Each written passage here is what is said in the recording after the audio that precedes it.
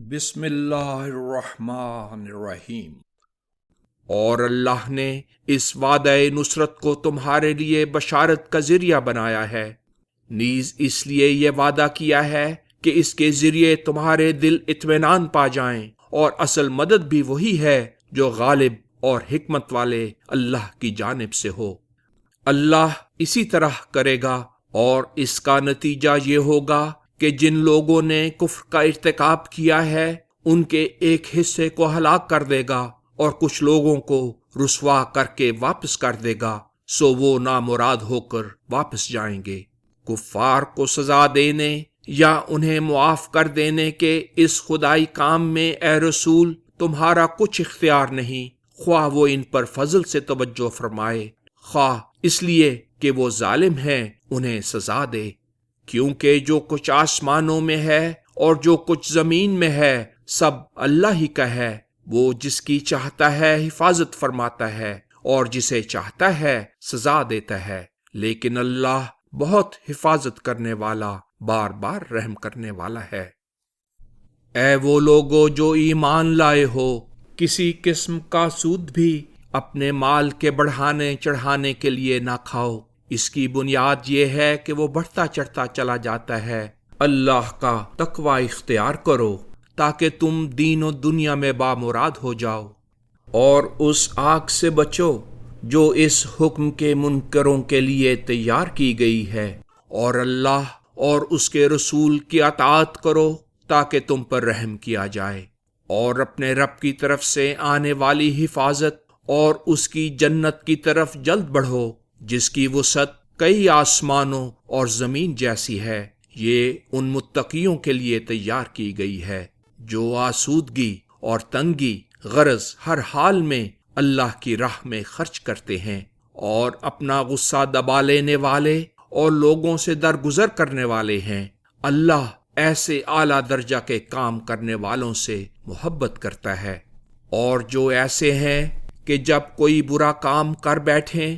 یا اپنی جانوں پر کسی اور رنگ میں ظلم کر گزریں تو اس کے ازالہ کے لیے اللہ کو یاد کرتے ہیں اور اپنے گناہوں کی معافی چاہتے ہیں، اور اللہ کے سوا کون گناہ معاف کر سکتا ہے، اور جانتے بوجھتے ہوئے اپنے برے اعمال پر اصرار نہیں کرتے۔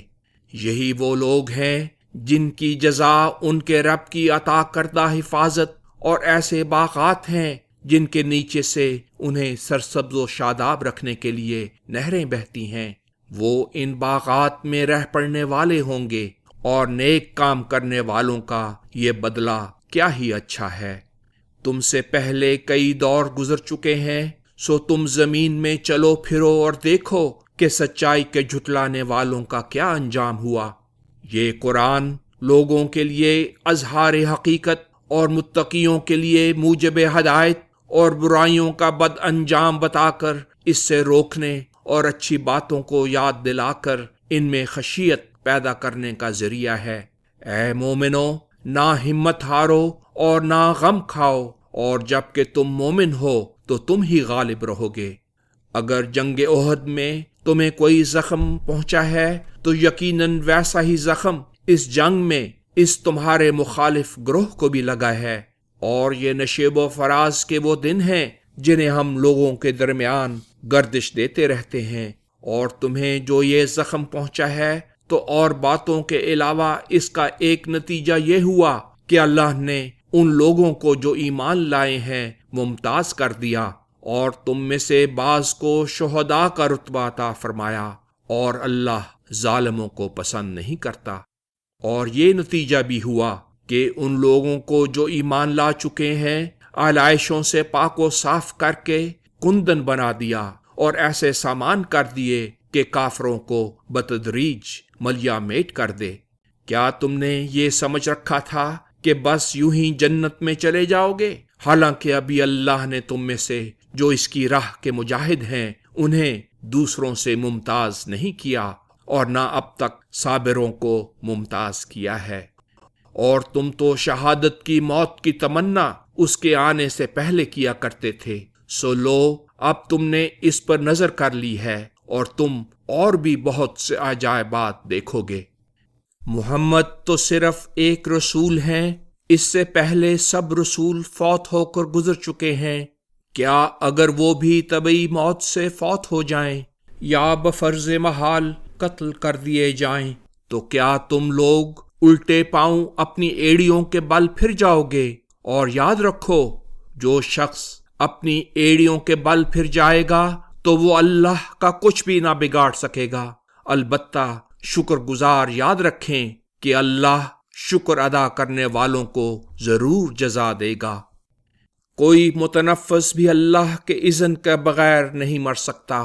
موت کا وقت تو مقرر ہے۔ جو شخص اپنے اعمال کے لیے اس دنیا کا بدلہ چاہے گا اسے ہم اس دنیا میں سے دیں گے، اور جو آخرت کا بدلہ چاہے گا اسے اس میں سے دیں گے، اور ہم شکر گزاروں کو ضرور جزائے خیر دیں گے۔ اور اس سے پہلے کتنے ہی نبی ہو چکے ہیں جن کے ساتھ ہو کر بہت سے ربانی لوگوں نے جنگ کی، پھر جو تکالیف انہیں اللہ کی راہ میں پہنچی ان کی وجہ سے نہ تو انہوں نے ہمت ہاری، نہ کمزوری دکھائی، اور نہ اپنی حالت غیر ہونے دی۔ اللہ ایسے ہی صبر کرنے والوں سے محبت کرتا ہے۔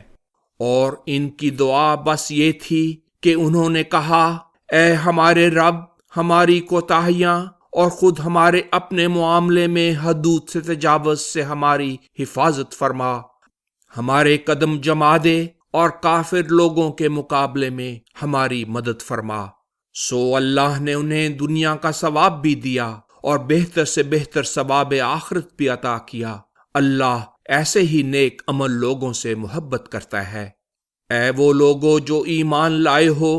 جن لوگوں نے کفر کا ارتکاب کیا، اگر تم ان کی پیروی کرو گے تو وہ تمہیں تمہاری ایڑیوں کے بل الٹے قدم لوٹا دیں گے، سو تم زیاں کار ہو جاؤ گے۔ ان کا رویہ غلط ہے، بلکہ اللہ تمہارا مددگار ہے اور وہ سب مدد کرنے والوں سے بہتر ہے۔ جن لوگوں نے کفر کا ارتکاب کیا، ہم یقیناً ان کے دلوں میں رعب ڈال دیں گے، اس وجہ سے کہ انہوں نے اسے اللہ کے ساتھ شریک ٹھہرایا ہے، جس کے شریک ہونے پر اس نے کوئی دلیل نہیں اتاری۔ ان کا ٹھکانہ آگ ہے، اور ان ظالموں کا یہ ٹھکانہ کیا ہی برا ہے۔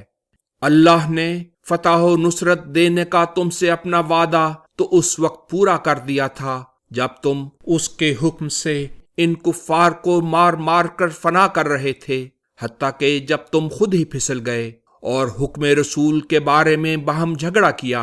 اور اپنے سردار کی اس کے بعد نافرمانی کی کہ جو فتح و کامرانی تم چاہتے تھے اللہ تمہیں دکھا چکا تھا، تو اس نے اپنی مدد کا ہاتھ روک لیا۔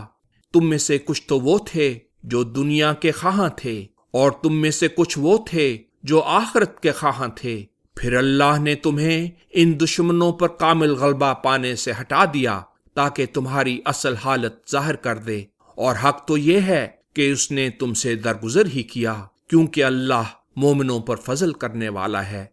جب تم دشمن پر زور سے چڑھائی کر رہے تھے اور کسی کی طرف التفات بھی نہ کرتے تھے، اور رسول تمہارے پیچھے تمہیں واپس بلا رہے تھے، ایک غم کے ساتھ دوسرا بڑا غم پہنچایا تاکہ تم سے جو کامل غلبہ جاتا رہا تھا اور جو مصیبت تمہیں پہنچی تھی اس پر تم غم نہ کھاؤ۔ یاد رکھو اللہ تمہارے سب اعمال سے خوب باخبر ہے۔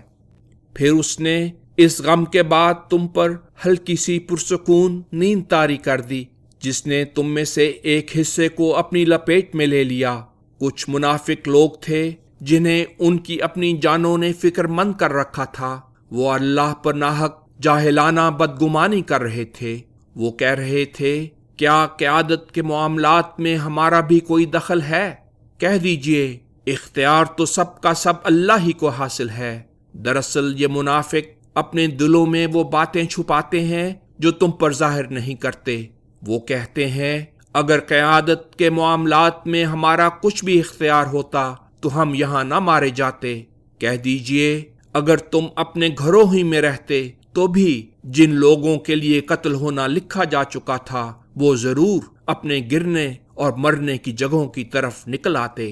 اور جنگ احد میں افراتفری کا جو یہ واقعہ پیش آیا، یہ اس لیے بھی تھا تاکہ جو تمہارے سینوں میں ہے اللہ اسے ظاہر کر دے، اور تا جو تمہارے دلوں میں ہے اسے خالص کر دے۔ یاد رکھو اللہ سینوں کی باتوں سے خوب آگاہ ہے۔ تم میں سے جو لوگ اس روز پھر گئے تھے جس دن احد کے میدان میں 2 گروہ جنگ میں گت گئے تھے، انہیں شیطان ہی نے ان کے بعض اعمال کی وجہ سے ان کے ایسا کرنے کے ارادے کے بغیر لغزش دی تھی، لیکن اللہ نے انہیں معاف کر دیا، کیونکہ اللہ یقیناً بہت حفاظت کرنے والا بردبار ہے۔ اے وہ لوگو جو ایمان لائے ہو، تم ان لوگوں کی طرح نہ بنو جنہوں نے حق کو چھپایا، اور اپنے مسلمان بھائی بندوں کے متعلق جب وہ ملک میں سفر کو گئے یا غازی بن کر نکلے اور انہیں وہاں کوئی تکلیف پہنچی یا وہ شہید ہو گئے تو کہا، اگر وہ ہمارے پاس رہتے تو نہ مرتے اور نہ قتل کیے جاتے۔ اس کا نتیجہ یہ ہے کہ اللہ اس بات کو ان کے دلوں میں وجہ حسرت بنا دے گا، اور حقیقت تو یہی ہے کہ اللہ ہی زندہ کرتا اور مارتا ہے، اور اللہ تمہارے اعمال پر نگہبان ہے۔ اگر تم اللہ کی راہ میں قتل کر دیے جاؤ یا طبعی موت سے فوت ہو جاؤ تو تم دیکھو گے کہ اللہ کی حفاظت اور رحمت جو تمہارے حصے میں آئے گی یقیناً ان سب چیزوں سے بہتر ہے جو یہ کافر جمع کرتے ہیں۔ اگر تم طبعی موت سے فوت ہو جاؤ یا قتل کر دیے جاؤ تو ہر صورت میں تمہیں جمع کر کے اللہ کی طرف لے جایا جائے گا۔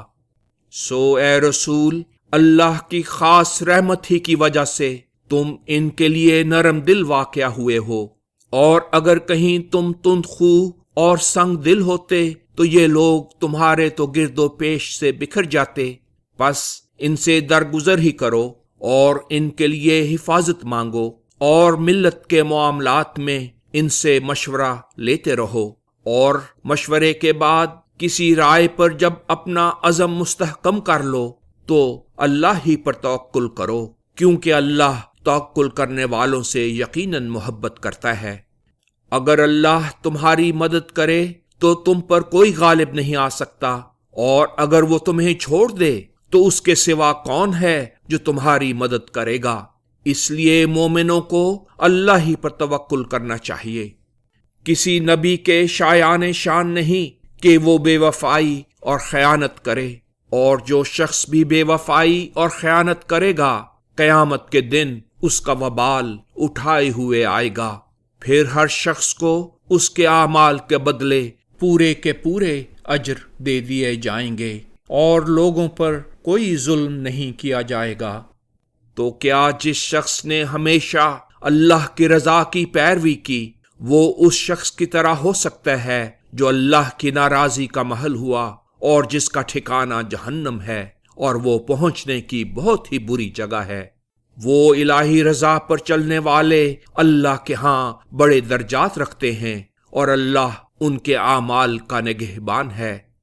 اللہ نے یقیناً مومنوں پر احسان کیا جب ان میں خود انہی کے اعلیٰ درجے کے لوگوں میں سے ایک عظیم الشان رسول بھیجا جو اس کی آیتیں انہیں سناتا ہے، انہیں پاک کرتا ہے اور انہیں کتاب و حکمت سکھاتا ہے، حالانکہ اس سے پہلے وہ یقیناً کھلی کھلی گمراہی میں مبتلا تھے۔